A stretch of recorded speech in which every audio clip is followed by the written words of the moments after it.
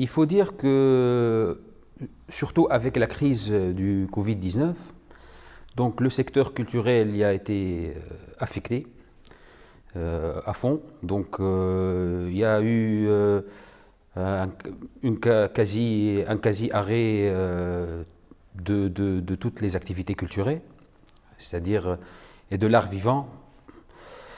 Il y a certainement, avec l'arrêt des activités, le report et l'annulation des dates, il y a eu l'arrêt des négociations, parce que quand on est artiste, on est aussi dans un processus de négociation pour négocier les prochaines dates et voilà, essayer de trouver les opportunités. Donc, et par conséquent, donc on a tous sombré dans la confusion et l'incertitude. Donc il y a, c'est-à-dire, il y a eu une énorme incertitude par rapport au futur, après le Covid. Donc, le ministère, par exemple, il a essayé un peu de sauver les choses en octroyant une petite prime aux artistes. Mais est-ce que ceci résout le problème? Je ne pense pas. Parce que il y a pas forcément c'est-à-dire un équilibre entre les besoins et les aides accordées par le ministère. Donc, suite à tous ces problèmes-là, donc voilà, il faut vraiment s'arrêter et essayer de repenser et la relance culturelle, voilà. On est toujours dans l'incertitude. Il y a toujours les reports des dates et peut-être les annulations de dates, on commence à les voir de plus en plus. Donc peut-être qu'il y a des organismes qui ont opté pour un report, mais après, on ne sait jamais s'ils vont maintenir leur activité ou pas. Cela va dépendre de plusieurs facteurs. Donc là, moi, je pense que pour la relance culturelle, l'État doit toujours prendre les choses en main, donc, et injecter de l'argent aux artistes. Donc, moi, je trouve que pendant les moments de crise, c'est là où l'État doit faire un geste pour la culture. C'est comme c'est le cas dans, je ne sais pas moi, en France, il y a eu une crise en 83, je pense, où l'État, parmi les secteurs primordiaux et prioritaires, le secteur culturel, on a injecté de l'argent pour les artistes, pour relancer la... Donc c'est une question d'argent, de moyens. Donc on essaie de mettre la culture comme priorité pour la relance économique en général. La crise aussi est là, c'est-à-dire créer chez les gens une sorte de frustration, une certaine peur que l'épidémie revienne d'une manière ou d'une autre, etc. Moi, je trouve que tant que le débat scientifique n'est pas résolu, c'est vrai qu'il y a toujours une crainte. Par contre, il faut aussi voir les résultats qu'on a. Maintenant, il y a une amélioration, il y a presque plus de cas depuis plusieurs jours. Donc il faut être optimiste et aller, c'est-à-dire, si vous voulez, participer aux activités culturelles diverses et ne plus avoir peur. Et comme ça, on essaie de refaire tourner la roue du spectacle et de la culture en général. Donc le peuple, oui, le public, il a une responsabilité dans la relance et il doit... c'est-à-dire avoir du courage et aller à la rencontre des artistes. Moi, je pense que aussi pendant la crise, parce que toujours on revient à la crise, parce que c'est ce qui a marqué les artistes, il y a eu l'émergence de pas mal de talents, pas mal d'artistes. On a vu des lives un peu partout dans le pays, dans le monde, donc des nouveaux visages. Donc je pense que le paysage culturel après la crise, c'est un paysage plus riche. Et l'émergence du digital, que j'espère qu'il va continuer d'une certaine manière à être cette dynamique-là, donc je pense que ça enrichit aussi le paysage culturel. Donc forcément qu'il y a eu un changement et de nouveaux visages qui vont apparaître, donc forcément. Donc, mais aussi, il y a le socle aussi, les artistes qui sont toujours en activité, qui ont été en activité avant la crise, voilà, ils vont continuer naturellement d'essayer de faire de leur mieux. Pour que la jeunesse profite de ce nouvel élan, il faut lui faciliter l'accès à la culture. Et ceci, c'est un grand débat et on peut le faire, c'est-à-dire le traduire par plusieurs manières. Je ne sais pas, moi je dis par exemple les passes culturelles. Pourquoi on n'en parle jamais? Est-ce que maintenant, aujourd'hui l'étudiant, par exemple, les jeunes, quand je parle d'étudiants, est-ce qu'ils ont un pouvoir d'achat pour pouvoir accéder aux services, aux différentes activités artistiques? Donc, il faut trouver une adéquation entre ce que les jeunes demandent et aussi, il faut que l'artiste aussi va un peu à la rencontre de ces jeunes aussi. Il faut faire preuve de solidarité parce que, voilà, comme je l'ai dit, c'est un problème aussi de pouvoir d'achat et d'accès à la culture qui malheureusement n'est pas si démocratisé que ça. Théoriquement. Mais est-ce que on est en train de mettre par exemple les arts et la culture comme priorité dans les programmes scolaires? Moi je doute. Et je n'ai pas l'impression, même s'il y a eu une initiative d'un ministre, je pense que l'ancien ministre, c'est-à-dire qui parmi les politiques qu'il a c'est-à-dire enclenché, c'est la réduction des heures de cours en faveur des activités annexes. Et les activités artistiques. Mais est-ce qu'on est en train vraiment d'injecter les moyens qu'il faut pour meubler, par exemple, ces clubs de musique, ces clubs de culture, ces clubs de lecture?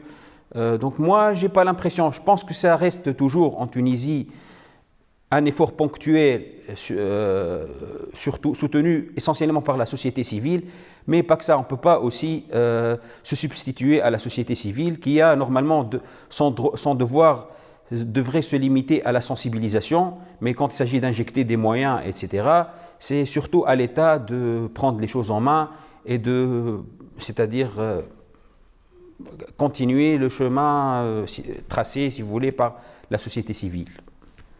Les maisons de la culture, qu'elles soient privées ou publiques, elles ont un rôle primordial à la démocratisation et à l'accès à la culture. C'est sans aucun doute. Pour moi, la question ne se pose pas. Donc il faut soutenir ces institutions-là par tous les moyens possibles.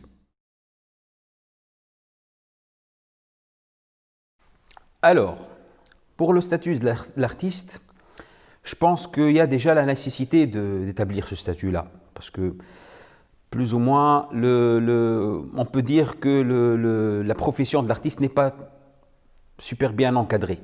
Il y a pas mal de zones de flou, et surtout au niveau de la relation entre l'artiste et les institutions artistiques. Sans trop vouloir rentrer dans les détails, parce que peut-être je ne maîtrise pas tout, le problème du statut s'articule autour de quelques points. Tout d'abord, la question de la carte professionnelle et l'octroi de la carte professionnelle. La carte professionnelle, moi je pense que c'est quelque chose d'important et qui doit sûrement aider à encadrer cette profession. Parce qu'à travers cette carte professionnelle, on jouit de quelques avantages et ça permet un peu d'encadrer les choses. Mais le moment de l'octroi de cette... Est-ce qu'on a vraiment besoin, par exemple, de commissions et d'évaluation pour octroyer la carte professionnelle? Comme beaucoup d'artistes, je ne pense pas. Je pense que du moment où on peut justifier, et on justifie, et ça peut se justifier facilement qu'on est un petit actif, et qu'on a un public, et on a des gens qui nous suivent, je pense que l'octroi de la carte professionnelle doit être automatique. Aussi, pour ceux qui obtiennent les diplômes. Moi, je trouve bizarre que quelqu'un, par exemple comme moi, qui a le diplôme de musique arabe, et qui a le diplôme de oud, et qui est obligé d'avoir la carte professionnelle pour, c'est-à-dire avoir accès à quelques subventions, etc. Donc pour moi, c'est lourd, pour ne pas dire aberrant, Donc pour moi, l'octroi de la carte professionnelle doit être plus ou moins plus démocratisé et automatisé. Et qu'on ne soit pas obligé de passer par des commissions. Le problème de la culture en Tunisie, c'est qu'une culture qui reste un peu trop jacobine, à mon sens. Donc ça de un. La deuxième chose, c'est par rapport, qui est très important, et autour duquel s'articule tout. C'est la culture, pour moi, c'est aussi la création, c'est l'exigence de la création. On doit soutenir les artistes créateurs qui créent un nouveau contenu. Pour cela que peut-être le fait d'avoir un statut supplémentaire pour les créateurs, sans vouloir dénigrer les non-créateurs qui font de l'interprétation, voilà, c'est une bonne chose. C'est-à-dire que ça permet un peu d'organiser les choses. Parce que, voilà. Le statut d'intermittent de spectacle aussi, on peut le faire, c'est-à-dire qu'on cotise suivant ce qu'on fait comme rentrée d'argent.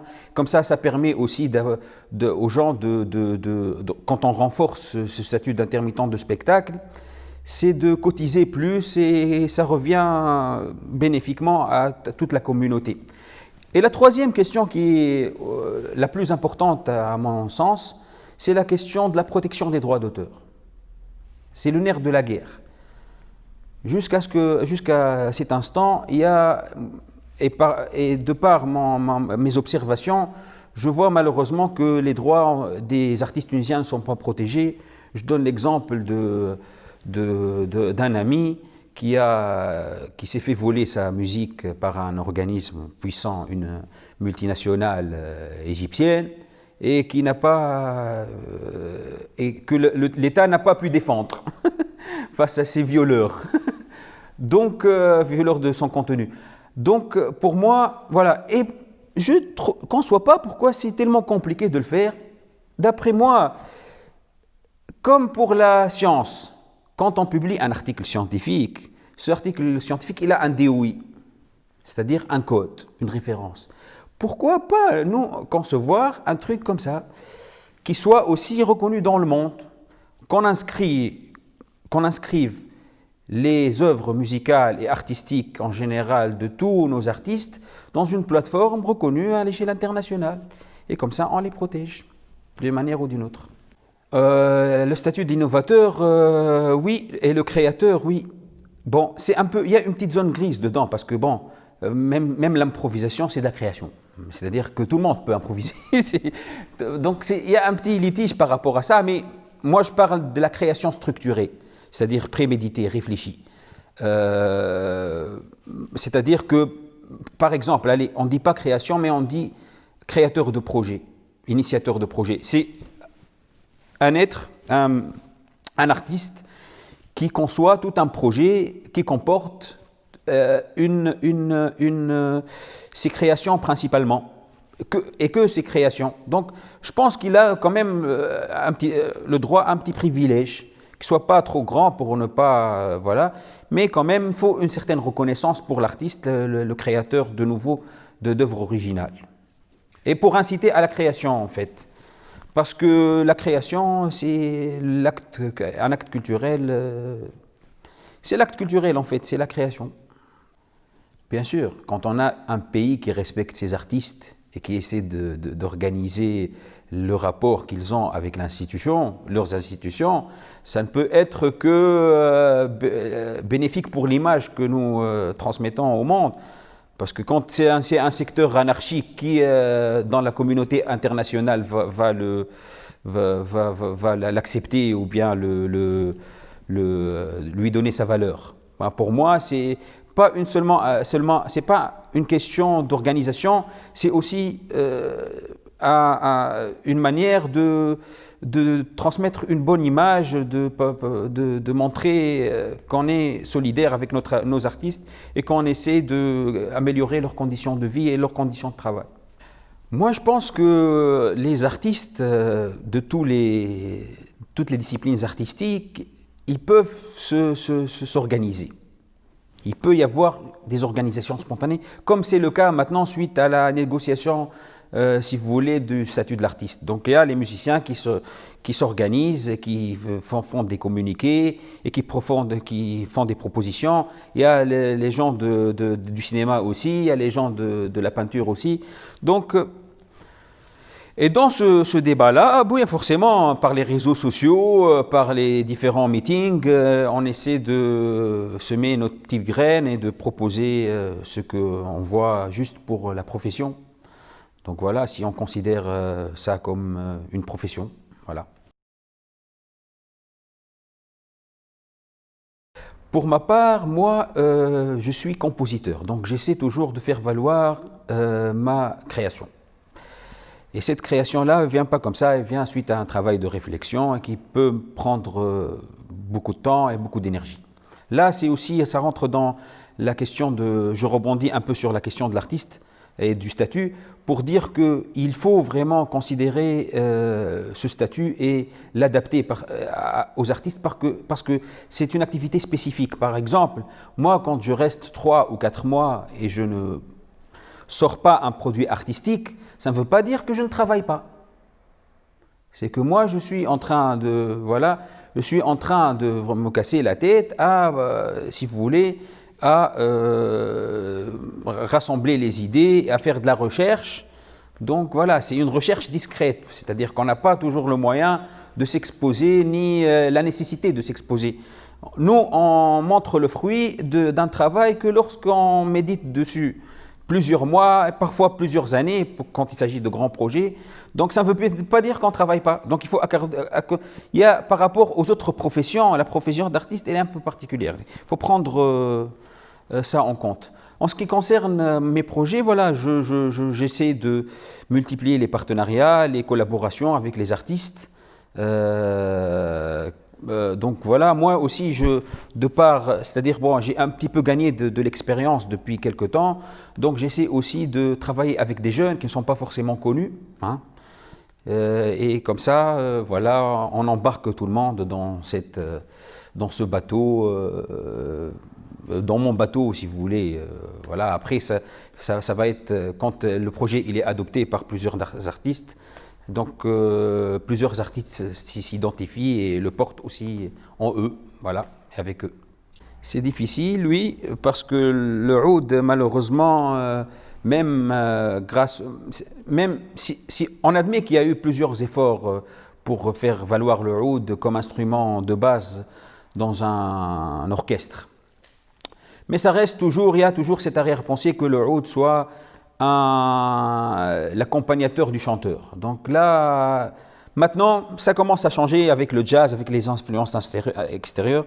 Donc voilà, mais moi, en ce qui me concerne, j'essaie toujours de travailler le côté technique de mon instrument et de l'utiliser dans des univers et dans un mélange d'univers et d'influences. Et mon objectif ultime, c'est de créer mon univers, en fait, qui ne ressemblerait forcément pas qui soit un petit peu quelque chose qui sort un peu aussi de ce qui se fait en ce moment, c'est-à-dire, bien sûr, les influences, c'est important.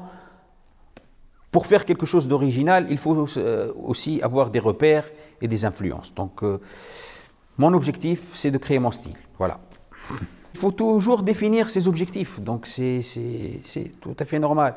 Voilà, mon objectif, je résume, en création d'un style et d'une empreinte, voilà.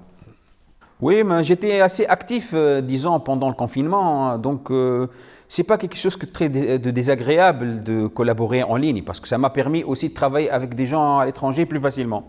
Moi, j'ai enregistré une vidéo dans le confinement, pendant le confinement, avec des artistes de Belgique et de France.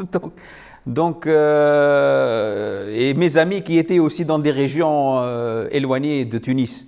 Donc, c'est pas désagréable les collaborations en ligne. Mais après, il faut dire que, bon, il y a le vivant, ça reste quand même du vivant. Voilà.